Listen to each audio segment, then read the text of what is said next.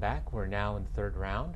Each question here is worth 3 points. And if they come in early enough, they'll be worth 4 points to them. So here we go. One character accidentally leaves a copy of Persuasion by Jane Austen in a train station, which the other major character finds on a bench. Dr. Kate Forster is finishing her residency and finds she can communicate with architect Alex Weiler, who lives exactly 2 years in the past, via letters in her mailbox. Name Craig. The Lake House? That's correct, for 3 points, and that gets you to 19. He is 6'5", 261 pounds, and on screen receives frequent injections so that the actor who played him believes he was a steroid user. A soft-spoken man, he is not a self-promoter and leaves the hype to his wife Ludmila and trainers Rimsky and Vega. Named this fictional boxer who killed Apollo Creed in the ring, was portrayed by Peter. Dolph Lundgren. No, I'll finish the question. Was portrayed by Dolph Lundgren and served as Rocky's opponent in Rocky IV. No answer there? That was Ivan Drago. All right. Among the films this production company has in the pipeline is a romantic comedy about rival Renaissance Fair troupes starring Christina Ricci, Anne Margaret, and Cedric the Entertainer. Its namesake founder made his billions with Jones Apparel Group, named this production company of United 93, Synecdoche, New York, and Lars and the Real Girl. No answer there. That was Sidney Kimmel Entertainment. Shortened from feature length to 40 minutes, Chaplin considered abandoning the project until he showed it to Douglas Fairbanks, who reacted with roars of laughter. Charlie volunteers for a secret mission behind enemy lines disguised as a tree and defeats a squad of Germans who want to turn him into firewood. Named this 1918 silent film set during World War I that was actually filmed in the forests of Hollywood. No, that one was called Shoulder Arms. Let's try this one. She played actress Josephine Marcus, who falls in love with Wyatt Earp and wins him away from his laudanum-addicted wife Maddie in the film Tombstone. Although better known as a television actress, her movie resume includes Exit to Eden, Fly Away Home, and House Sitter. Name this actress who portrayed Catherine Mayfair on Desperate Housewives and Nurse Colleen McMurphy on China Beach. Craig? Terry Hatcher? No. Peter? Felicity Huffman? No. David? No one on Desperate Housewives. It's Dana Delaney. All right. The Majestic is the only movie he has directed that was not based on a Stephen King work. He expressed his belief that a confined group of humans is eventually going to find a reason to kill one another in The Mist. Name this director of The Shawshank. David? Frank Darabont. That's correct, for 3 points, and that gets you up to 6. In the 1902 Edison short, Uncle Josh at the Moving Picture, the title character fights one after believing the movie is real and tears down the screen.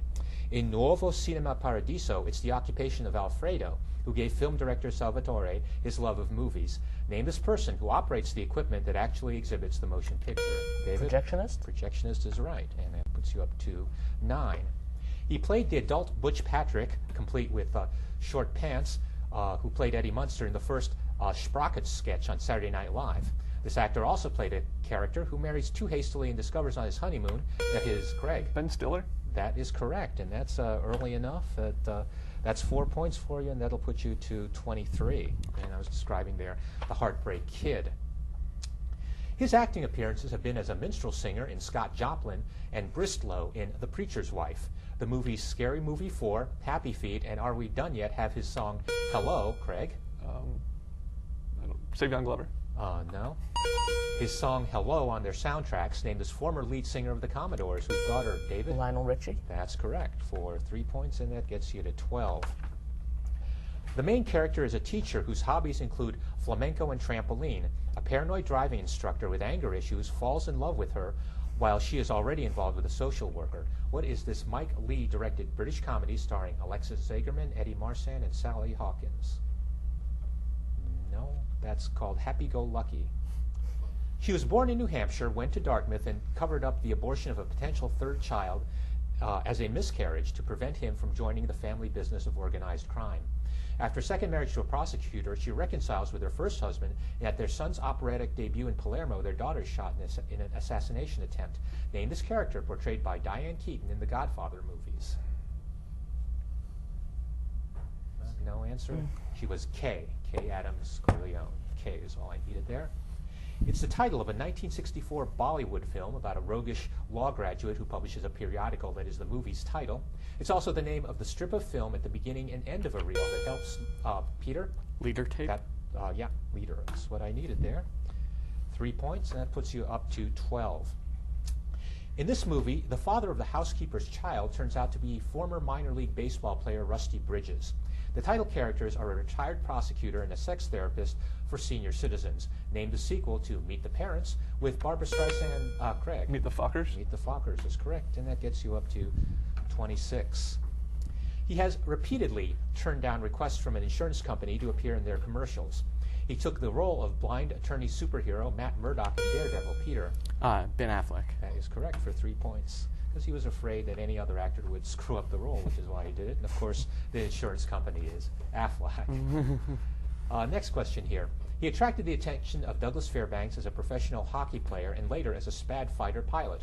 One of his most famous directing efforts depicted the tragic consequences of mob rule when a Western posse kills 3 innocent men in the Oxbow incident. Name this director who received his only Oscar for co-writing the 1937 A Star is Born with Robert Carson.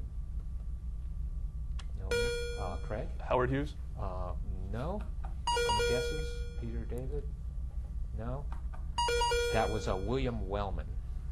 All right, let's try this one. It's where Carrie and Mr. Big were supposed to get married in the Sex and the City movie.